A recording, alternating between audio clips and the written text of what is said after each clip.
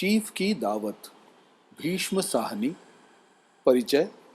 जन्म 1915, रावलपिंडी, अविभाजित भारत। मृत्यु 2003। परिचय। बहुमुखी प्रतिभा के धनी भीष्म साहनी ने सामाजिक विषमता, संघर्ष, मानवीय करुणा, मानवीय मूल्य, नैतिकता को अपनी लेखनी का आधार बनाया। आपने अपनी रचनाओं में नारी के व्यक्तित्व विकास, आर्थिक स्वतंत्रता, स्त्री शिक्षा और उसकी सम्मानजनक स्थिति का समर्थन किया है।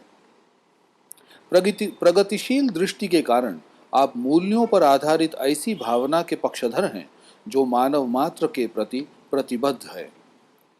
प्रमुख कृतियां: भाग्य रेखा, पहला पाठ, भटकती राख, निशाचर, कहानी संग्रह, झरोखे, तमस, कुंतो, नीलू, नीलिमा, नीलोफर, मैया दास की माड़ी उपन्यास, कबीरा खड़ा बाजार में, माधवी नाटक, आज के अतीत आत्मकथा आदि। गद्य संबंधी। सामाजिक एवं पारिवारिक संबंधों पर पारखी नजर रखने वाले भीष्म साहनी जी ने इस पाठ में अपने बुजुर्गों को लेकर हीन दृष्टिकोण वालों पर करारा प्रहार किया है। अपनी उन्नति के लिए चीफ की खुशामद करना, उनकी हाँ में हाँ मिलाना, दिखावा करना आदि का मनोवैज्ञानिक विश्लेषण करते हुए लोककला हस्तकला के समादर पर कहानीकार ने बड़े ही प्रभावी एवं मार्मिक ढंग से कलम चलाई है। आज मिस्टर श्यामनाथ के घर चीफ की दावत थी। श्यामनाथ और उनकी धर्मपत्नी को पसीना पोंछने की फुर्सत न थी। पत्नी और पति चीजों की फेहरिस्त हाथ में थामे एक कमरे से दूसरे कमरे में आ जा रहे थे। आखिर 5 बजते बजते तैयारी पूरी होने लगी। कुर्सियां, मेज, तिपाइयां, नैपकिन, फूल सब बरामदे में पहुंच गए। अब घर का फालतू सामान अलमारियों के पीछे और पलंगों के नीचे छिपाया जाने लगा। तभी श्यामनाथ के सामने सहसा एक अड़चन खड़ी हो गई। मां का क्या होगा? इस बात की ओर न उनका और न ही उनकी कुशल गृहिणी का ध्यान गया था। मिस्टर श्यामनाथ श्रीमती की ओर घूमकर अंग्रेजी में बोले, मां का क्या होगा? श्रीमती काम करते करते ठहर गई और थोड़ी देर तक सोचने के बाद बोली, इन्हें पिछवाड़े पिछवाड़े इनकी सहेली के घर भेज दो। रात भर बेशक वही रहें, कल आ जाएं। श्यामनाथ सिकुड़ी आंखों से श्रीमती के चेहरे की ओर देखते हुए पल भर सोचते रहे। फिर सिर हिलाकर बोले, नहीं, मैं नहीं चाहता कि उस बुढ़िया का आना जाना यहाँ फिर से शुरू हो। पहले ही बड़ी मुश्किल से बंद किया था। माँ से कहें कि जल्दी ही खाना खा के शाम को ही अपनी कोठरी में चली जाएं। मेहमान कहीं 8 बजे आएंगे, इससे पहले ही अपने काम से निपट लें। सुझाव ठीक था, दोनों को पसंद आया। मगर फिर सहसा श्रीमती बोल उठी, जो वह सो गई और नींद में खर्राटे लेने लगी तो साथ ही तो बरामदा है जहां लोग खाना खाएंगे। तो इन्हें कह देंगे कि अंदर से दरवाजा बंद कर लें, मैं बाहर से ताला लगा दूंगा, या मां को कह देता हूं कि अंदर जाकर सोए नहीं, बैठी रहें। और क्या? और जो सो गई तो डिनर का क्या मालूम कब तक चले। श्यामनाथ कुछ खींच उठे, हाथ झटकते हुए बोले, अच्छी भली यह भाई के पास जा रही थी, तुमने यूं ही खुद अच्छा बनने के लिए बीच में टांग अड़ा दी। वाह, तुम माँ और बेटे की बातों में मैं क्यों बुरी बनूं? तुम जानो और वह जाने। मिस्टर श्यामनाथ चुप रहे। यह मौका बहस का न था, समस्या का हल ढूंढने का था। उन्होंने घूमकर माँ की कोठरी की ओर देखा। कोठरी का दरवाजा बरामदे में खुलता था। बरामदे की ओर देखते हुए झट से बोले, मैंने सोच लिया है। और उन्हीं कदमों माँ की कोठरी के बाहर जा खड़े हुए। माँ दीवार के साथ एक चौकी पर बैठी दुपट्टे में मुंह सिर लपेटे माला जप रही थी। सुबह से तैयारी होती देखते हुए माँ का भी दिल धड़क रहा था। बेटे के दफ्तर का बड़ा साहब घर पर आ रहा है, सारा काम सुबीते से चल जाए। माँ, आज तुम खाना जल्दी खा लेना, मेहमान लोग 7:30 बजे आ जाएंगे। जैसे भी हो अपने काम से जल्दी निपट लेना। अच्छा बेटा। और माँ, हम लोग पहले बैठक में बैठेंगे, उतनी देर तुम यहाँ बरामदे में बैठना, फिर जब यहाँ आ जाएं तो तुम गुसल खाने के रास्ते बैठक में चली जाना। माँ अवाक बेटे का चेहरा देखने लगी, फिर धीरे से बोली, अच्छा बेटा। और माँ, आज जल्दी सो नहीं जाना, तुम्हारे खर्राटों की आवाज दूर तक जाती है। माँ लज्जित सी आवाज में बोली, क्या करूं बेटा, मेरे बस की बात नहीं है। जब से बीमारी से उठी हूं, नाक से सांस नहीं ले पाती। मिस्टर श्यामनाथ ने इंतजाम तो कर दिया, फिर भी उनकी उधेड़ बुन खत्म नहीं हुई। जो चीफ अचानक उधर आ निकला तो 8-10 मेहमान होंगे, देशी अफसर, उनकी स्त्रियां होंगी, कोई भी गुसल खाने की तरफ जा सकता है। क्षोभ और क्रोध में वह फिर झुंझलाने लगे। एक कुर्सी को उठाकर बरामदे के में कोठरी के बाहर रखते हुए बोले, आओ माँ, इस पर जरा बैठ लो। माँ माला संभालती, पल्ला ठीक करती उठी और धीरे से कुर्सी पर आकर बैठ गई। यूं नहीं माँ, टांगे ऊपर चढ़ाकर नहीं बैठते, यह खाट नहीं है। माँ ने टांगे नीचे उतार ली। और खुदा के वास्ते नंगे पांव नहीं घूमना, न ही वह खड़ाऊं पहनकर सामने आना। किसी दिन तुम्हारी वह खड़ाऊं उठाकर मैं बाहर फेंक दूंगा। माँ चुप रही। कपड़े कौन से पहनने होंगे माँ? जो है वही पहनूंगी बेटा, जो कहो पहन लूं। मिस्टर श्यामनाथ अधखुली आंखों से माँ की ओर देखने लगे और माँ के कपड़ों की सोचने लगे। श्यामनाथ हर बात में तरतीब चाहते थे। घर का सब संचालन उनके अपने हाथ में था। खूटियां कमरों में कहाँ लगाई जाएं, बिस्तर कहाँ पर बिछें, किस रंग के पर्दे लगाए जाएं, श्रीमती कौन सी साड़ी पहने, मेज किस साइज की हो। श्यामनाथ को चिंता थी कि अगर चीफ का साक्षात्कार माँ से हो गया तो कहीं लज्जित नहीं होना पड़े। माँ को सिर से पांव तक देखते हुए बोले, तुम सफेद कमीज और सफेद सलवार पहन लो माँ, पहन के आओ तो जरा देखूं। माँ धीरे से उठी और अपनी कोठरी में कपड़े पहनने चली गई। यह माँ का झमेला ही रहेगा, उन्होंने फिर अंग्रेजी में अपनी माँ पत्नी से कहा। ढंग की बात भी तो कोई हो ढंग की बात भी तो हो कोई। अगर कहीं कोई उल्टी सीधी बात हो गई, चीफ को बुरा लगा तो सारा मजा जाता रहेगा। माँ सफेद कमीज और सफेद सलवार पहनकर बाहर निकली। छोटा सा कद, सफेद कपड़ों में लिपटा छोटा सा सूखा हुआ शरीर, धुंधली आंखें, केवल सिर के आधे झड़े हुए बाल पल्ले की ओट में छिपा पाए थे। पहले से कुछ ही कम कुरूप नजर आ रही थी। चलो ठीक है, कोई चूड़ियां वूड़ियां हो तो वहां भी पहन लो, कोई हर्ज नहीं। चूड़ियां कहाँ से लाऊं बेटा, तुम तो जानते हो सब गहने तुम्हारी पढ़ाई में बिक गए। यह वाक्य श्यामनाथ को तीर की तरह लगा। तिनक कर बोला, यह कौन सा राग छेड़ दिया माँ, सीधा कह दो नहीं है गहने, बस। इसे पढ़ाई वढ़ाई का क्या ताल्लुक है? गहने बिके तो कुछ बनकर ही आया हूं, निरा लंडूरा तो नहीं लौटाया। जितना दिया था उससे दुगना ले लेना। मेरी जीभ जल जाए बेटा, तुमसे गहना लूंगी? मेरे मुंह से यूं ही निकल गया, जो होते तो लाख बार पहनती। 5:30 बज चुके थे। अभी मिस्टर श्यामनाथ को खुद भी नहा धोकर तैयार होना था। श्रीमती कब की अपने कमरे में जा चुकी थी। श्यामनाथ जाते हुए एक बार फिर माँ को हिदायत करते गए, माँ, रोज की तरह गुमसुम बन के नहीं बैठी रहना। अगर साहब इधर आ निकले और कोई बात पूछे तो ठीक तरह से बात का जवाब देना। मैं न पढ़ी न लिखी बेटा, मैं क्या बात करूंगी? तुम कह देना माँ अनपढ़ है, कुछ जानती समझती नहीं, वह नहीं पूछेगा। 7 बजते बजते माँ का दिल धक धक करने लगा। अगर चीफ सामने आ गया और उसने कुछ पूछा तो वह क्या जवाब देंगी? अंग्रेज को तो दूर से ही देखकर वह घबरा उठती थी। यह तो अमरीकी है, न मालूम क्या पूछे, मैं क्या कहूंगी? माँ का जी चाहा कि चुपचाप पिछवाड़े विधवा सहेली के घर चली जाएं, मगर बेटे के आदेश को कैसे टाल सकती थी। चुपचाप कुर्सी पर से टांगे लटकाए वहीं बैठी रही। श्यामनाथ की पार्टी सफलता के शिखर चूमने लगी। कहीं कोई रुकावट न थी, कोई अड़चन न थी। मेम साहब को पर्दे पसंद आए थे, सोफा कवर का डिजाइन पसंद आया था, कमरे की सजावट पसंद आई थी। इससे बढ़कर क्या चाहिए? साहब तो चुटकुले और कहानियां कहने लग गए थे। दफ्तर में जितना रोब रखते थे, यहाँ पर उतने ही दोस्त परवर हो रहे थे। और उनकी स्त्री काला गाउन पहने, गले में सफेद मोतियों का हार, सेंट और पाउडर की महक से ओत प्रोत कमरे में बैठी सभी देशी स्त्रियों की आराधना का केंद्र बनी हुई थी। बात बात पर हंसती, बात बात पर सिर हिलाती और श्यामनाथ की स्त्री से तो ऐसे बात कर रही थी जैसे उनकी पुरानी सहेली। इसी रौ में 10:30 बज गए। वक्त कब गुजर गया पता ही न चला। आखिर सब लोग खाना खाने के लिए उठे और बैठक से बाहर निकले। आगे आगे श्यामनाथ रास्ता दिखाते हुए पीछे चीफ और दूसरे मेहमान। बरामदे में पहुंचते ही श्यामनाथ सहसा ठिठक गए। जो दृश्य उन्होंने देखा उससे उनकी टांगें लड़खड़ा गईं। बरामदे में ऐन कोठरी के बाहर माँ अपनी कुर्सी पर ज्यों की त्यों बैठी थी, मगर दोनों पांव कुर्सी की सीट पर रखे हुए सिर दाएं से बाएं और बाएं से दाएं झूल रहा था। मुंह में से लगातार गहरे खर्राटों की आवाजें आ रही थीं। जब सिर कुछ देर के लिए टेढ़ा होकर एक तरफ को थम जाता तो खर्राटे और भी गहरे हो उठते, और फिर जब झटके से नींद टूटती तो सिर फिर दाएं से बाएं झूलने लगता। पल्ला सिर पर से खिसक आया था और मां के झरे हुए बाल आधे गंजे सिर पर अस्त व्यस्त बिखर रहे थे। देखते ही श्यामनाथ क्रुद्ध हो उठे।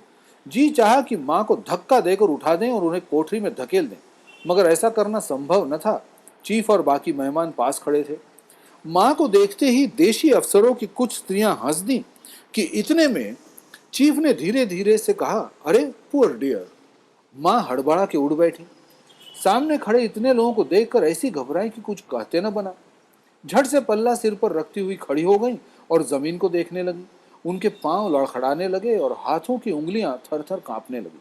मां, तुम जाके सो जाओ। तुम क्यों इतनी देर तक जाग रही थी? और खिसियाई हुई नजरों से श्यामनाथ चीफ के मुंह की ओर देखने लगे। चीफ के चेहरे पर मुस्कुराहट थी। वो वहीं खड़े खड़े बोले, नमस्ते। मां ने झिझकते अपने में सिमटते हुए दोनों हाथ जोड़े, मगर एक हाथ दुपट्टे के अंदर माला को पकड़े हुए था, दूसरा बाहर। ठीक तरह से नमस्ते भी न कर पाई। श्यामनाथ इस पर भी खिन्न हो उठे। इतने में चीफ ने अपना दायां हाथ हाथ मिलाने के लिए मां के आगे किया। मां और भी घबरा उठी। मां, हाथ मिलाओ। पर हाथ कैसे मिलाती? दाएं हाथ में तो माला थी। घबराहट में मां ने बायां हाथ ही साहब के दाएं हाथ में रख दिया। श्यामनाथ दिल ही दिल में जल उठे। देशी अफसरों की स्त्रियां खिलखिलाकर हंस पड़ी। यूं नहीं मां, तुम तो जानती हो दायां हाथ मिलाया जाता है, दायां हाथ मिलाओ। मगर तब तक चीफ मां का बायां हाथ ही बार बार हिलाकर कह रहे थे, how do you do, how do you do. कहो मां, मैं ठीक हूं, खैरियत से हूं। मां कुछ बड़बड़ाई। मां कहती है, मैं ठीक हूं। कहो मां, हाउ डू यू डू। मां धीरे से सकुचाते हुए बोली, हाउ डू डू। एक बार फिर कहा उठा। वातावरण हल्का होने लगा। साहब ने स्थिति संभाल ली थी। लोग हंसने हंसने चहकने लगे थे। श्यामनाथ के मन का क्षोभ भी कुछ कुछ कम होने लगा था। साहब अपने हाथ में माँ का हाथ अब भी पकड़े हुए थे और माँ सिकुड़ी जा रही थी। श्यामनाथ अंग्रेजी में बोले, मेरी माँ गांव की रहने वाली हैं, उम्र भर गांव में रही हैं। माँ आपसे लजा रही होगी। साहब इस पर खुश नजर आए। बोले, सच? मुझे गांव के लोग बहुत पसंद हैं। तब तो तुम्हारी माँ गांव के गीत और नाच भी जानती होंगी। चीफ खुशी से सिर हिलाते हुए माँ को टकटकी बांधे देखने लगे। माँ धीरे से बोली, मैं क्या गाऊंगी बेटा, मैंने कब गाया है। वाह माँ, मेहमान का कहा भी कोई टालता है। श्यामनाथ बोल पड़े, साहब ने इतनी रीझ से कहा है, नहीं गाओगी तो साहब बुरा मानेंगे। मैं क्या गाऊं बेटा, मुझे क्या आता है। वाह, कोई बढ़िया टप्पे सुना दो, पत्थर अनारा दे। देशी अफसर और उनकी स्त्रियों ने इस सुझाव पर तालियां पीटी। मां कभी हीन दृष्टि से बेटे के चेहरे को देखती, कभी पास खड़ी बहू के चेहरे को। इतने में बेटे ने गंभीर आदेश भरे लहजे में कहा, मां। इसके बाद हाँ या ना का सवाल ही नहीं उठता था। मां बैठ गई और क्षीण दुर्बल लरजती आवाज में एक पुराना विवाह का गीत गाने लगी। हरियानी माए, हरियानी बहने, हरिया ते भागी भरिया है। देशी स्त्रियां खिलखिलाकर हंस उठी। 3 पंक्तियां गाकर मां चुप हो गई। बरामदा तालियों से गूंज उठा। साहब तालियां पीटना बंद ही न करते थे। श्यामनाथ की खींच प्रसन्नता और गर्व में बदल उठी थी। वृद्ध मां ने पार्टी में नया रंग भर दिया था। तालियां थमने पर साहब बोले, पंजाब के गांवों की दस्तकारी क्या है। श्यामनाथ खुशी में झूम रहे थे। बोले, ओ बहुत कुछ साहब, मैं आपको एक सेट उन चीजों का भेंट करूंगा, आप उन्हें देखकर खुश हो जाएंगे। मगर साहब ने सिर हिलाकर अंग्रेजी में फिर पूछा, नहीं, मैं दुकानों की चीज नहीं मांगता। पंजाबियों के घरों में क्या बनता है, औरतें खुद क्या बनाती हैं। श्यामनाथ कुछ सोचते हुए बोले, लड़कियां गुड़ियां बनाती हैं, औरतें फुलकारियां बनाती हैं। फुलकारी क्या है? श्यामनाथ फुलकारी का मतलब समझाने की असफल चेष्टा करने के बाद माँ से बोले, क्यों माँ, कोई पुरानी फुलकारी घर में है? माँ चुपचाप अंदर गईं और अपनी पुरानी फुलकारी उठा लाई। साहब बड़ी रुचि से फुलकारी देखने लगे। पुरानी फुलकारी थी, जगह जगह से उसके धागे टूट रहे थे और कपड़ा फटने लगा था। साहब की रुचि को देखकर श्यामनाथ बोले, यह फटी हुई है साहब, मैं आपको नई बनवा दूंगा, माँ बना देंगी। क्यों माँ, साहब को फुलकारी बहुत पसंद है, इन्हें ऐसी ही फुलकारी बना दोगी ना? माँ चुप रही, फिर डरते डरते धीरे से बोली, अब मेरी नजर कहाँ है बेटा, बूढ़ी आंखें क्या देखेंगी? मगर माँ का वाक्य बीच में ही तोड़ते हुए श्यामनाथ साहब को बोले, माँ फुलकारी जरूर बनाएंगी, आप उसे देखकर खुश होंगे।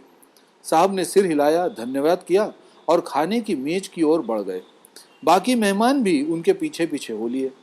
जब मेहमान बैठ गए और माँ पर से उस सब की नजर हट गई, तो माँ धीरे से कुर्सी पर से उठी और सबसे नजर बचाती हुई अपनी कोठरी में चली गई। मगर कोठरी में बैठने की देर थी कि आंखों से छल छल आंसू बहने लगे। वह दुपट्टे से बार बार उन्हें पोंछती, पर वह बार बार उमड़ आते, जैसे बरसों का बांध तोड़कर उमड़ आए हों। माँ ने दिल को बहुतेरा समझाया, हाथ जोड़े भगवान का नाम लिया, बेटे के चिरायु होने की प्रार्थना की, बार बार आंखें बंद की, मगर आंसू बरसात के पानी की तरह जैसे थमने में ही नहीं थे। आधी रात का वक्त होगा। मेहमान भरपेट खाना खाकर एक एक करके जा चुके थे। माँ दीवार से सटकर बैठी, आंखें फाड़े दीवार को देखे जा रही थी। घर के वातावरण में तनाव ढीला पड़ चुका था। मोहल्ले की निस्तब्धता श्यामनाथ के घर पर भी छा चुकी थी। केवल रसोई में प्लेटों के खनकने की आवाज आ रही थी। तभी सहसा माँ की कोठरी का दरवाजा जोर से खटकने लगा। माँ, दरवाजा खोलो। माँ का दिल बैठ गया। हड़बड़ा कर उठ बैठी। क्या मुझसे फिर कोई भूल हो गई? माँ कितनी देर से अपने आप को कोस रही थी कि क्यों उसे नींद आ गई, क्यों वह ऊँघने लगी, क्या बेटे ने अभी तक क्षमा नहीं किया? माँ और उठी। माँ उठी और कांपते हाथों से दरवाजा खोल दिया। दरवाजा खुलते ही श्यामनाथ आगे बढ़ गए और माँ को आलिंगन में भर लिया। ओ माँ, तुमने तो आज रंग ला दिया। साहब तुमसे इतना खुश हुए कि मैं क्या कहूँ। ओ माँ, माँ। माँ की छोटी सी काया सिमट कर बेटे के आलिंगन में छिप गई। माँ की आंखों में फिर आंसू आ गए। उन्हें पोंछते हुए धीरे से बोली, बेटा तुम मुझे हरिद्वार भेज दो, मैं कब से कह रही हूँ। श्यामनाथ के माथे पर फिर तनाव के बल पड़ने लगे। उनकी बाहें माँ के शरीर पर से हटाई। क्या कहा माँ, यह कौन सा राग तुमने फिर छेड़ दिया? श्यामनाथ का क्रोध बढ़ने लगा था। बोलते गए, तुम मुझे बदनाम करना चाहती हो ताकि दुनिया कहे कि बेटा माँ को अपने पास नहीं रख सकता। नहीं बेटा, अब तुम अपनी बहू के साथ जैसा मन चाहे रहो। मैंने अपना खाब पहन लिया। मैंने अपना खाब पहन लिया। अब यहाँ क्या करूँगी? जो थोड़े दिन जिंदगानी के बाकी हैं, भगवान का नाम लूंगी। तुम मुझे हरिद्वार भेज दो। तुम चली जाओगी तो फुलकारी कौन बनाएगा? साहब ने इससे तुम्हारे सामने की फुलकारी देने का इकरार किया है। मेरी आंखें अब नहीं है बेटा जो फुलकारी बना सकूं। तुम कहीं और से बनवा लो, बनी बनाई ले लो। माँ, तुम मुझे धोखा देके यूं चली जाओगी, मेरा बनता काम बिगाड़ोगी। जानती नहीं, साहब खुश होंगे तो मुझे मुझे तरक्की मिलेगी। माँ चुप हो गई। फिर बेटे के मुंह की ओर देखती हुई बोली, क्या तेरी तरक्की होगी? क्या साहब तेरी तरक्की कर देंगे? क्या उन्होंने कुछ कहा है? कहा नहीं, मगर देखती नहीं कितना खुश हो गए हैं। कहते थे जब तुम्हारी माँ फुलकारी बनाना शुरू करेंगी तो मैं देखने आऊंगा कि कैसे बनाती हैं। जो साहब खुश हो गए तो मुझे इससे बड़ी नौकरी भी मिल सकती है, मैं बड़ा अधिकारी बन सकता हूँ। माँ के चेहरे का रंग बदलने लगा। धीरे धीरे उसकी उसका झुर्रियों भरा मुंह खिलने लगा। आंखों में हल्की हल्की चमक आने लगी। तो तेरी तरक्की होगी बेटा। तरक्की क्या क्या यूं ही हो जाएगी? साहब को खुश रखूंगा तो कुछ करेंगे, वरना उनकी खिदमत करने वाले कम थोड़े हैं। तो मैं बना दूंगी बेटा, जैसे बन पड़ेगा बना दूंगी। और माँ दिल ही दिल में फिर बेटे के उज्जवल भविष्य की कामनाएं करने लगी और मिस्टर श्यामनाथ, अब सो जाओ माँ, कहते हुए अपने कमरे की ओर घूम गए। निम्नलिखित परिच्छेद पढ़कर सूचना के अनुसार कृतियां कीजिए। परिच्छेद क्रमांक 1, आज मिस्टर श्यामनाथ के घर, यहाँ से लेकर बैठी रहें और क्या यहाँ तक। शब्दार्थ: फुर्सत, मौका समय, हे हरिस्त सूची, अड़चन विघ्न रुकावट, कुशल होशियार चतुर, गृहिणी गृहस्वामिनी पत्नी। आकृति पूर्ण कीजिए। इनको पसीना तक पहुंचने की फुर्सत न थी, श्यामनाथ को, उनकी श्रीमती को। कारण लिखिए। पति पत्नी की व्यस्तता का कारण, पति पत्नी की व्यस्तता का कारण क्योंकि उस दिन मिस्टर श्यामनाथ के घर उनके चीफ की दावत थी तथा दोनों मिलकर पार्टी की तैयारी में व्यस्त थे। बेटे ने मां को सोने से मना करने का निश्चय किया। बेटे ने मां को सोने से मना करने का निश्चय किया क्योंकि जब मां सोने लगती थी तब उनकी खर्राटे की आवाज जोरों से निकलती थी। प्रवाह तालिका पूर्ण कीजिए। पार्टी के लिए की गई तैयारियां, कुर्सी मेज तिपाइयां नैपकिन फूल आदि बरामदे में पहुंचाए गए। घर का फालतू सामान अलमारियों के पीछे छिपाया गया। कुछ सामान पलंगों के पीछे छिपाया गया। मां की भी व्यवस्था की गई। उत्तर लिखिए। मां की व्यवस्था के लिए श्यामनाथ की पत्नी ने यह सुझाव दिया। मां की व्यवस्था के लिए श्यामनाथ की पत्नी ने यह सुझाव दिया कि मां जी को पिछवाड़े वाली इनकी सहेली के घर भेज दिया जाए, रात भर वहां रहकर सुबह घर वापस आ जाएं। कारण लिखिए। मां को उनकी सहेली के घर भेजना श्यामनाथ को पसंद न था। मां को उनकी सहेली के घर भेजना श्यामनाथ को पसंद न था क्योंकि यदि माताजी बुढ़िया के यहाँ गई तो बुढ़िया का घर में आना जाना फिर से शुरू हो जाएगा। निम्नलिखित शब्दों में उपसर्ग लगाकर नए शब्द बनाइए। पात्र कु अधिक पात्र, जय परा अधिक जय, निधि प्रति अधिक निधि, फल सु अधिक फल। निम्नलिखित शब्दों में प्रत्यय लगाकर शब्द बनाइए। वास्तव वास्तव अधिक इक वास्तविक, अकेला अकेला अधिक पन अकेलापन, ईश्वर ईश्वर अधिक ईय ईश्वरीय, रुक रुक अधिक आवट रुखावट। निम्नलिखित शब्दों के विलोम शब्द लिखिए। फालतू उपयोगी, मेहमान मेजबान, मौखिक लिखित, पाश्चात्य पौर्वात्य। अनेक शब्दों के लिए एक शब्द लिखिए जिसके 5 मुंह हो। पंचानन, दूसरों के दोष को ढूंढने वाला, परिछिद्रान्वेषी परिछिद्रान्वेषी। स्वमत अभिव्यक्ति, जिन खोजा तिन पाइयां, गहरे पानी पैठ। इस विचार से आप कहां तक सहमत हैं लिखिए। किसी ने कहा है कि जो डूबने से डरते हैं वे सागर के मोती प्राप्त नहीं कर सकते। मोती प्राप्त करने के लिए सागर की अतल गहराइयों में डुबकी लगाना आवश्यक है। जिंदगी से अंत में हम उतना ही पाते हैं जितनी कि हम उसमें पूंजी लगाते हैं।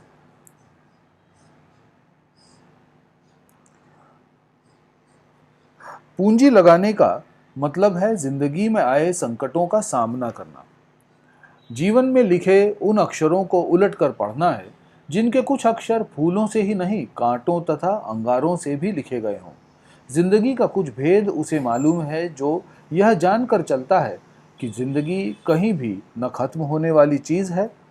अगर किनारे की भरी हुई सीपियों से तुमने संतोष कर लिया तो समुद्र के गर्भ में छिपे हुए मोतियों को कौन बाहर लाएगा। निम्नलिखित परिच्छेद पढ़कर सूचना के अनुसार कृतियां कीजिए। परिच्छेद क्रमांक 2। मिस्टर श्यामनाथ चुप रहे। यहां से इस पर जरा बैठो तो यहां तक। शब्दार्थ, सुभीता सुगमता सहूलियत, निबटना निवृत्त होना छुट्टी पाना, गुसल खाना स्नान गृह, अवाक निस्तब्ध मौन चकित, इंतजाम व्यवस्था। आकलन कृति, निम्नलिखित वाक्यों को घटनाक्रमानुसार लिखिए। मिस्टर श्यामनाथ चुप रहे। जैसे भी हो अपने काम से जल्दी निपट लेना। जब से बीमारी से उठी हूं नाक से सांस नहीं ले पाती। जो चीफ अचानक उधर आ निकला तो संजाल पूर्ण कीजिए। कोठरी के बाहर से श्यामनाथ ने देखा, माँ दीवार के साथ एक चौकी पर बैठी थीं। दुपट्टे में मुंह सिर लपेटे हुए थीं। वे माला जप रही थीं। वे बेटे के साहब की अगवानी के लिए होने वाली तैयारी देख रही थीं। आकृति पूर्ण कीजिए। श्यामनाथ की उधेड़ बुंद खत्म न होने का कारण, यदि चीफ अचानक गुसलखाने की तरफ आ निकला तो साथ में 8-10 मेहमान भी होंगे। कोई भी गुसलखाने की तरफ जा सकता है। उनकी स्त्रियां होंगी। कारण लिखिए। श्यामनाथ की मां का दिल धड़क रहा था, क्योंकि घर पर उनके बेटे श्यामनाथ के कार्यालय का बड़ा साहब आ रहा था। बेटे की बात सुनकर मां अवाक रह गईं, क्योंकि बेटे ने मां को गुसलखाने के रास्ते बैठक में जाने के लिए कहा। बेटे श्यामनाथ ने मां को जल्दी सोने से मना किया, क्योंकि सो जाने पर उनके खर्राटे की आवाज दूर दूर तक सुनाई पड़ती है। परिच्छेद में प्रयुक्त इस अर्थ में आए शब्द स्नानघर, गुसलखाना, सुगमता, सुभीता, प्रबंध, इंतजाम, चकित, अवाक। शब्द संपदा। निम्नलिखित भिन्नार्थक शब्दों के अर्थ लिखिए। ग्रहण, धारण, समझना। पद, पैर, ओहदा। अंबर, आकाश, वस्त्र। वार, दिन, प्रहार। निम्नलिखित शब्द समूहों के लिए शब्द लिखिए। जो कम खाता हो, अल्पाहारी। जिसकी 3 भुजाएं हो, त्रिभुज। निम्नलिखित शब्दों के विलोम शब्द लिखिए। क्षणिक, शाश्वत। दाता, याचक। उतार, चढ़ाव। रुग्ण, स्वस्थ। निम्नलिखित शब्दों के वचन बदलकर लिखिए। कोठरी, कोठरियां। मेहमान, मेहमान। गुसलखाना, गुसलखाने। खर्राटा, खर्राटे। स्वमत अभिव्यक्ति। संतोष ही धन है, इस विषय पर अपने विचार लिखिए। व्यक्ति को जीवन में जो जैसा मिले उसे उसी पर संतोष करना चाहिए। यह जीवन को ईश्वर प्रदत्त गुण है, जो व्यक्ति और समाज दोनों के लिए हितकर है। आज के इस आपाधापी के युग में संतोष का मूल्य और बढ़ जाता है। ईर्ष्या, द्वेष, हिंसा, लूट खसोट में लिप्त मनुष्य के पास प्रभूत भौतिक साधन है, पर भीतर वह अशांत है। इसके विपरीत झोपड़ी में रहते हुए भी यदि वह सीमित साधनों के बीच सहज जीवन जीता है तो वही सच्चे अर्थों में सुखी है। संतोष हमें कर्महीनता का नहीं, कर्मशीलता का पाठ पढ़ाता है। जो व्यक्ति कर्मशील होते हैं, कर्म के बाद उन्हें जो कुछ फल प्राप्त होता है उसी में संतोष का अनुभव करते हैं। इस पाठ में भी श्यामनाथ और बड़ी कुर्सी चाहते हैं, इसलिए इस पाठ में भी श्यामनाथ और बड़ी कुर्सी चाहते हैं, इसलिए वह अपने साहब को खुश करने का प्रयास करते हैं। साहब को खुश करने की प्रक्रिया में वे अपनी मां का अपमान भी करते हैं। निम्नलिखित परिच्छेद पढ़कर सूचना के अनुसार कृतियां कीजिए। परिच्छेद क्रमांक 3। मिस्टर श्यामनाथ अधखुली यहां से लेकर जो होते तो लाख बार पहनती। शब्दार्थ। तरतीब, क्रम, सिलसिला। साक्षात्कार, सामना। लज्जित, शर्मिंदा। हर्ज, हानि, क्षति। कुरूप, भद्दा, बेढंगापन। ताल्लुक, संबंध। लंडूरा, बिना पूंछ का, दुमकटा पक्षी।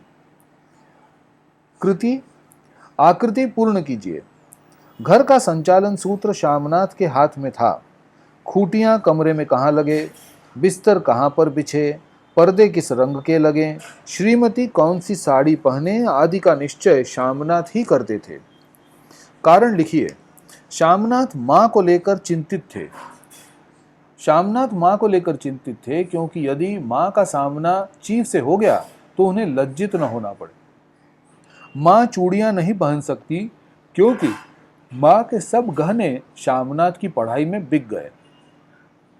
आकलन कृति। आकृति पूर्ण कीजिए। सफेद कपड़ों में मां ऐसी लग रही थीं। सफेद कपड़ों में लिपटा छोटा कद, सूखा हुआ शरीर, धुंधली आंखें, पल्ले की ओट में छिपे आधे झड़े हुए बालों में कुरूप ही लग रही थी। उत्तर लिखिए। चूड़ियों के पढ़ाई में बिकने की बात से सुनकर श्यामनाथ ने यह कहा। चूड़ियों के पढ़ाई में बिकने की बात माँ से सुनकर श्यामनाथ ने माँ से तिनकते हुए कहा कि यह कौन सा राग छेड़ दिया। सीधे बता दो कि गहने नहीं हैं। गहने बिके तो कुछ बनकर ही आया हूं। जितना दिया था उसका दुगुना ले लेना। परिच्छेद में आए शब्द युग्म ढूंढकर लिखिए। उल्टी सीधी, चूड़ियां, बूड़ियां। निम्नलिखित शब्दों के विलोम शब्द लिखिए। तरतीब, बेतरतीब, कुरूप, रूपवान। निम्नलिखित शब्द समूहों के लिए एक शब्द लिखिए। जिसके सिर पर बाल न हो, गंजा। जिसका पति मर गया हो, विधवा।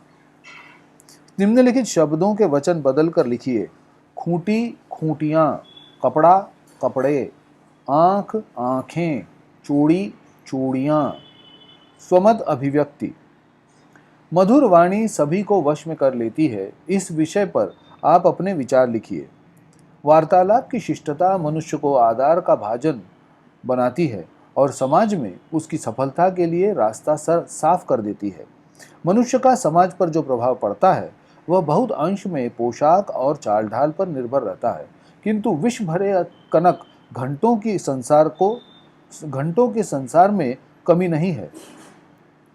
किंतु विष भरे कनक घटों की संसार में कमी नहीं है। यह प्रभाव ऊपरी होता है और पोशाक का मान जब तक भाषण से पुष्ट नहीं होता है तब तक स्थायी नहीं होता। मधुर भाषी के लिए कथनी और करनी का साम्य आवश्यक है। मधुर वचन ही विश्वास उत्पन्न कर भय और आतंक का परिमार्जन कर देते हैं। कटुभाषी लोगों से लोग हृदय खोलकर बात करने में डरते हैं। सामाजिक व्यवहार के लिए विचारों का आदान प्रदान आवश्यक है और वह भाषा की शिष्टता और स्पष्टता के बिना प्राप्त नहीं होता। जब बुरे वचन आदमी को रुष्ट कर सकते हैं तो मधुर वचन उसे प्रसन्न भी कर सकते हैं। शब्दों का जादू बड़ा जबरदस्त होता है। इस पाठ में श्यामनाथ भी अपने साहब की आवभगत में कोई कसर नहीं छोड़ना चाहते। वे घर की सजावट तथा पर्दों के रंग के साथ साथ पत्नी की साड़ी का भी ध्यान रखते हैं। वे मीठा बोलकर अपने साहब को खुश कर तरक्की पाना चाहते हैं। निम्नलिखित परिच्छेद पढ़कर सूचना के अनुसार कृतियां कीजिए। परिच्छेद क्रमांक 4। 7 बजते बजते माँ का दिल, यहां से लेकर आधे गंजे सिर पर अस्त व्यस्त बिखर रहे थे। शब्दार्थ। शिखर, चोटी। रोब, धाक, दबदबा। दोस्त परवर, दोस्तों का हितैषी। ओतप्रोत, भरा हुआ। आराधना, आदर, श्रद्धा। सहसा, अचानक। कारण लिखिए। 7 बजते बजते माँ का दिल धक धक करने लगा, क्योंकि उन्होंने सोचा कि अगर चीफ सामने आ गया और उसने कुछ पूछा तो वे क्या जवाब देंगी। माँ जी अपनी विधवा सहेली के घर न जा सकी, क्योंकि बेटे के विधवा सहेली के घर न जाने के आदेश को वे कैसे टाल सकती थीं। श्यामनाथ की टांगें लड़खड़ा गईं, क्योंकि उनकी माँ दोनों पांव कुर्सी पर रखकर ज्यों की त्यों बैठी हुई थीं। उनके मुंह से लगातार खर्राटों की आवाजें आ रही थीं। ऐसे प्रश्न तैयार कीजिए जिनके उत्तर निम्नलिखित शब्द हों। पर्दे, दरवाजों के सामने क्या लगे हुए थे। सजावट, कमरे की क्या चीज देखकर चीफ बहुत खुश हो गए। कृतियां पूर्ण कीजिए। मेम साहब को पसंद आई चीजें। मेम साहब को पर्दे पसंद आए। सोफा कवर का डिजाइन पसंद आया। मेम साहब की पोशाक, काला गाउन, गले में सफेद मोतियों की माला। बरामदे में पहुंचते ही श्यामनाथ ने देखा माँ की स्थिति। माँ कुर्सी पर पांव रखे बैठी हुई थी तथा उनका सिर दाएं बाएं लटक रहा था। मुंह से खर्राटे की आवाज निकल रही थी। जब सिर एक तरफ थम जाता तो खर्राटे और गहरे हो उठते। पल्लू सिर से सरक जाने के कारण माँ के झरे हुए बाल आधे गंजे सिर अस्त व्यस्त बिखर रहे थे। परिच्छेद में आए शब्द युग्म ढूंढकर लिखिए। धक धक, ओत प्रोत, अस्त व्यस्त, बजते बजते। निम्नलिखित शब्दों के पर्यायवाची शब्द लिखिए। असुर, दैत्य, दानव या राक्षस, धनुष, कोदंड, चाप, कमान, शरासन। निम्नलिखित अनेकार्थी शब्दों के लिए के अर्थ लिखिए। सूत, धागा, सारथी, रस, तत्व, मनोभाव, आनंद, प्रेम। निम्नलिखित शब्दों के विलोम शब्द लिखिए। क्रय, विक्रय, निरक्षर, साक्षर। निम्नलिखित शब्दों में प्रयुक्त प्रत्यय अलग करके लिखिए। अमरीकी, अमरीका अधिक ई। दोस्त परवर, दोस्त अधिक परवर। स्वमत अभिव्यक्ति। भारत जैसे दरिद्र देश के लिए मनुष्य के हाथों की मजदूरी के बदले कलों, मशीनों से काम लेना उचित है। इस विषय पर आप अपने विचार लिखिए। भारतवर्ष जैसे दरिद्र देश में मनुष्य के हाथों की मजदूरी के बदले कलों से काम लेना काल का डंका बजाना होगा। दरिद्र प्रजा और भी दरिद्र होकर मर जाएगी। चेतन से चेतन की वृद्धि होती है। मनुष्य को तो मनुष्य ही सुख दे सकता है। परस्पर की निष्कपट सेवा से ही मनुष्य जाति का कल्याण हो सकता है। धन एकत्र करना तो मनुष्य जाति के आनंद मंगल का एक साधारण सा तुच्छ और महातुच्छ उपाय है। धन की पूजा करना नास्तिकता है, ईश्वर को भूल जाना है और अपने भाई बहनों तथा मानसिक सुख और कल्याण देने वालों को मारकर अपने सुख के लिए आर्थिक राज्य की इच्छा करता है। जिस डाल पर बैठे हैं उसी डाल को स्वयं ही कुल्हाड़ी से काटना है। अपने प्रियजनों से रहित राज्य किस काम का? प्यारी मनुष्य जाति का सुख ही जगत के मंगल का मूल साधन है। बिना उसके सुख के अन्य सारे उपाय निष्फल हैं। निम्नलिखित परिच्छेद पढ़कर सूचना के अनुसार कृतियां कीजिए। परिच्छेद क्रमांक 5। देखते ही श्यामनाथ क्रुद्ध। यहां से लेकर मन का क्षोभ भी कुछ कुछ कम होने लगा था। शब्दार्थ: झिझकना, भय या लज्जा के कारण कोई बात करने में हिचकना। खिन्न, उदास, दुखी। खिलखिलाना, कहकहा लगाना। खैरियत, कुशल, भलाई। क्षोभ, रोष युक्त असंतोष। कारण लिखिए। सोमनाथ क्रोधित हो उठे क्योंकि मां को कुर्सी पर दोनों पांव रखकर खर्राटे लेते हुए देखकर सोमनाथ क्रोधित हो उठे।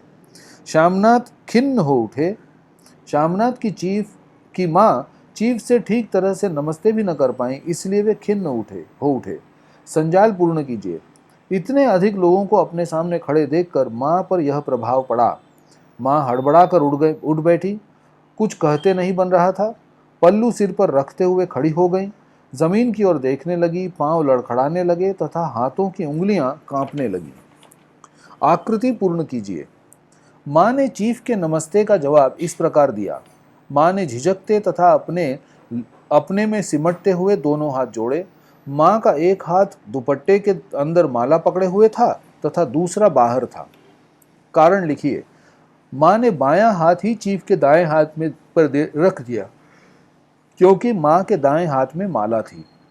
देशी अफसरों की स्त्रियां खिलखिलाकर हंस पड़ी क्योंकि घबराहट में मां ने अपना बायां हाथ ही साहब के दाहिने हाथ पर रख दिया था। निम्नलिखित शब्दों में प्रत्यय लगाकर नए शब्द बनाइए। मौसम, मौसम अधिक ई, मौसमी। खतरा, खतरा अधिक नाक, खतरनाक। निम्नलिखित शब्दों में उपसर्ग लगाकर नए शब्द बनाइए। भाग्य, सौ अधिक भाग्य, सौभाग्य। योग अधिक योग, उपयोग। निम्नलिखित शब्दों के लिंग बदलकर लिखिए। अकेला, अकेली। देवी, देवता। निम्नलिखित शब्दों के वचन बदलकर लिखिए। छात्रा, छात्राएं। एक, अनेक। मनुष्य का स्वार्थ व्यक्ति को अपने से अलग कर देता है। इस संदर्भ में अपने विचार लिखिए। स्वार्थांध व्यक्ति केवल अपना स्वार्थ देखता है। अपना स्वार्थ पूरा करने की प्रक्रिया में वह अच्छे बुरे का बिल्कुल ख्याल नहीं रखता। यदि अपना स्वार्थ पूरा होता है तो दूसरे का क्या नुकसान होता है वह इस ओर ध्यान नहीं देता। स्वार्थ के कारण ही श्यामनाथ अपने साहब की खुशामद करता है। साहब को खुश करने की गरज से ही वह अपनी माँ को इधर से उधर बिठाता रहता है। साहब को माँ के खर्राटों की आवाज़ न सुनाई पड़े इसलिए श्यामनाथ माँ को सोने से मना करता है। इस प्रकार स्वार्थ के कारण वह अपनी बुजुर्ग माँ का अपमान करता है, लेकिन वही शामनाथ फुलकारी बनाने के लिए माँ की खुशामद भी करता है। तरक्की पाने के लिए माँ से शादी के गीत गवाता है। स्वार्थ के कारण ही शामनाथ अपनी माँ की खुशामद करता है। परिच्छेद क्रमांक 6। निम्नलिखित परिच्छेद पढ़कर सूचना के अनुसार कृतियां कीजिए। परिच्छेद क्रमांक 6। साहब इस पर खुश नजर, यहाँ से लेकर औरतें फुलकारियां बनाती हैं। शब्दार्थ: रीझना, प्रसन्न होना, दीन, दुखित, उदास, लहजा, स्वर भंगिमा, क्षीण, निर्बल, कमजोर, लरजती, कांपती। कारण लिखिए। माँ को गीत सुनना पड़ा क्योंकि बेटे ने गंभीर आदेश भरे लहजे में गीत सुनाने के लिए कहा। देशी स्त्रियां खुश हो गईं क्योंकि उन लोगों ने माँ द्वारा गाए गए गीत का अर्थ समझा। लिखिए। माँ की आवाज क्षीण, दुर्बल, लरजती। हिंदी में अर्थ: माएं, माताएं, बहनें, बहनें। आकृति पूर्ण कीजिए। चीफ के अनुसार गांव की होने के कारण माँ जी को यह भी आता होगा: गीत, नाच।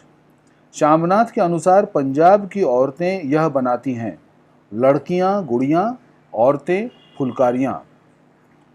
ऐसे प्रश्न तैयार कीजिए जिनके उत्तर निम्नलिखित शब्द हों। ताली। किसी कार्यक्रम के सफल होने पर हम क्या करते हैं? मेहमान। बिना किसी सूचना के घर आने वाले को क्या कहते हैं? सूचना के अनुसार परिवर्तन करके पुनः लिखिए। वृद्ध, वृद्धा, युवा, बूढ़ा। वृद्धों को दया नहीं स्नेह भरा व्यवहार चाहिए। इस पर अपने विचार लिखिए। परिवर्तन प्रकृति का शाश्वत नियम है। मनुष्य भी इस परिवर्तन का अपवाद नहीं है। जन्म से लेकर मृत्यु तक वह कई परिवर्तनों से गुजरता है। मनुष्य का पूरा जीवन अपरिपक्वता से परिपक्वता की ओर एक यात्रा है। वृद्धावस्था में शरीर जर्जर हो जाता है। चलने फिरने की शक्ति नहीं रहती। उठने बैठने के लिए भी वृद्ध को किसी न किसी की सहायता की आवश्यकता होती है। अपना सर्वस्व दे चुकने के बाद आदमी हर चीज के लिए पराश्रित हो जाता है। ऐसी परिस्थिति में उन्हें दया ही नहीं स्नेह भरे सम्मान की आवश्यकता होती है। वृद्ध दीन नहीं होते, वे तो अपना सर्वस्व देकर दानवीर कर्ण बन चुके होते हैं। दानवीर कर्ण हर परिस्थिति में दानवीर ही रहेगा, वह किसी की दया नहीं स्वीकार करेगा। इसलिए यह सही है कि उन्हें दया नहीं स्नेह भरा व्यवहार चाहिए। निम्नलिखित परिच्छेद पढ़कर सूचना के अनुसार कृतियां कीजिए। परिच्छेद क्रमांक 7। साहब बड़ी रुचि से फुलकारी, यहाँ से लेकर माँ दरवाजा खोलो यहाँ तक। शब्दार्थ: रुचि, अनुराग, प्रेम। चिरायु, दीर्घ जीवन। निस्तब्धता, निश्चेष्ट, नीरवता, सन्नाटा। सहसा, अचानक। आकृति पूर्ण कीजिए। पुरानी फुलकारी की स्थिति इस प्रकार की थी। जगह जगह से उसके धागे टूट रहे थे, कपड़ा भी फटने लगा था। उत्तर लिखिए। फुलकारी के प्रति साहब की रुचि देखकर शामनाथ ने यह कहा। फुलकारी के प्रति साहब की रुचि देखकर शामनाथ ने कहा कि यह फुलकारी फटी हुई है साहब, मैं आपको नई बनवा दूंगा। मेहमानों के खाने की मेज पर जाने के बाद माँ ने यह किया। मेहमानों को खाने की मेज पर जाने के बाद माँ धीरे से कुर्सी पर से उठी और सबसे नजरें बचाती हुई अपनी कोठरी में चली गई। कोठरी में बैठते ही माँ के साथ यह घटना घटी। कोठरी में बैठते ही माँ की आंखों से आंसू छल छल बहने लगे। संजाल पूर्ण कीजिए। आंसुओं को रोकने के लिए माँ ने यह किया। दुपट्टे से बार बार पहुंचा, दिल को बहुतेरा समझाया, भगवान का नाम लिया, बेटे के चिरायु होने की प्रार्थना की। आधी रात तक शामनाथ के घर यह सब हो चुका था। मेहमान खाना खाकर जा चुके थे। माँ दीवार से सटकर दीवार को देखे जा रही थी। रसोई में प्लेटों के खनकने की आवाज आ रही थी। घर के वातावरण में तनाव ढीला हो चुका था। निम्नलिखित शब्दों के पर्यायवाची शब्द लिखिए। बंदर, कपि, वानर, शाखा, मृग, चिड़िया, खग, पक्षी, पतंग। निम्नलिखित शब्दों के विलोम शब्द लिखिए। योगी, भोगी, उपर्युक्त, निम्नलिखित। निम्नलिखित शब्द समूहों के लिए एक शब्द लिखिए जिस पर अभियोग चलाया जाए। अभियुक्त, कठिनाई से समझा जाने वाला, दुर्बोध। वृद्धाश्रमों की बढ़ती संख्या पर अपने विचार लिखिए। जब से संयुक्त परिवार समाप्त हुए तब से यह समस्या बढ़ती जा रही है। हमारे देश में जब संयुक्त परिवारों का प्रचलन था तब घर के बुजुर्ग ही परिवार के मुखिया हुआ करते थे। परिवार की आर्थिक सत्ता उन्हीं के हाथ में रहती थी। पाश्चात्य सभ्यता के कारण अब संयुक्त परिवारों का स्थान एकल परिवारों ने ले लिया है। युवा पीढ़ी अपने अपने परिवारों को लेकर शहरों में रहने लगी। गांव में अब केवल बुजुर्ग रह गए हैं। युवा पीढ़ी अब उनकी ओर ध्यान नहीं देती। निदान कुछ समझदार लोगों ने वृद्धाश्रमों की स्थापना की। वृद्धाश्रमों में वृद्ध लोगों की देखभाल तो होती है किंतु अपनों का प्यार नहीं मिल पाता। अच्छी परिस्थिति तो यह होगी कि वृद्धों को परिवार के लोग अपने साथ रखते ताकि उन्हें पूरे परिवार का आदर और सम्मान मिलता। निम्नलिखित परिच्छेद पढ़कर सूचना के अनुसार कृतियां कीजिए। परिच्छेद क्रमांक 8। माँ की छोटी सी काया सिमटकर यहाँ से लेकर अपने कमरे की ओर घूम गए। शब्दार्थ: काया, शरीर, आलिंगन, गले से गला लगाना, अंकवारी, इकरार, स्वीकार, तरक्की, उन्नति, पद, पद वृद्धि, बढ़ती, खिदमत, सेवा। कारण लिखिए। शामनाथ के माथे पर फिर तनाव बढ़ने लगा क्योंकि मां ने शामनाथ से हरिद्वार भेजने की फिर से इच्छा व्यक्त की। शामनाथ का क्रोध बढ़ने लगा था क्योंकि यदि वे अपनी मां को हरिद्वार भेज देते तो इससे समाज में उनकी बदनामी होती। मां ने फुलकारी बनाने के लिए हाँ कह दी। बेटे की तरक्की की बात सुनकर मां ने फुलकारी बनाने के लिए हाँ कर दी। मां की आंखों में हल्की हल्की चमक आने लगी। मेरा बेटा बड़ा साहब बनेगा, उसकी तरक्की होगी। यह सुनकर मां का झुर्रियों भरा मुंह खिलने लगा तथा आंखों में हल्की हल्की चमक आने लगी। उत्तर लिखिए। शामनाथ की मां ने बेटे के सामने यह इच्छा व्यक्त की। शामनाथ की मां को बेटे के घर का माहौल पसंद नहीं आ रहा था। वे चाहती थी कि बहू बेटा यहाँ अपनी पसंद से रहें। वे भी हरिद्वार में अपनी पसंद से रहना चाहती थी, भगवान का नाम लेना चाहती थी। यही इच्छा मां ने अपने बेटे शामनाथ के सामने व्यक्त की। उत्तर लिखिए। शामनाथ ने मां के पूछने पर अपनी तरक्की के बारे में यह बताया। शामनाथ ने मां के पूछने पर अपनी तरक्की के बारे में यह बताया कि साहब ने तरक्की के बारे में कोई आश्वासन नहीं दिया है, किंतु उनकी प्रसन्नता देखकर यह अनुमान लगाना अनुचित नहीं कि साहब खुश होने पर इससे बड़ी नौकरी भी उन्हें दे सकते हैं। ऐसे प्रश्न तैयार करो जिनके उत्तर निम्नलिखित शब्द हों। झुर्रियां, वृद्ध होने पर लोगों के चेहरे पर क्या पड़ जाती हैं। हरिद्वार, शामनाथ की मां तीर्थ यात्रा के लिए कहां जाना चाहती थी। निम्नलिखित शब्दों में तद्धित प्रत्यय जोड़कर नए शब्द बनाइए। कुंभ, कुम्हार, ऊंचा, ऊंचाई। निम्नलिखित क्रियापदों में कृत प्रत्यय लगाकर कृदंत शब्द बनाइए। लिखना, लिखने वाला, कसना, कसौटी। निम्नलिखित शब्दों के वचन बदलकर लिखिए। मात्रा, मात्राएं, बरामदे, बरामदा।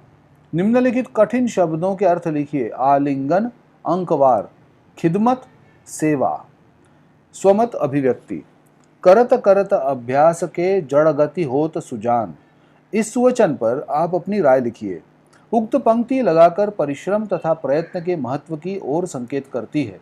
निस्संदेह निरंतर परिश्रम के साथ किया जाने वाला अभ्यास पाषाण की शिला पर भी अपना चिन्ह अंकित करता है।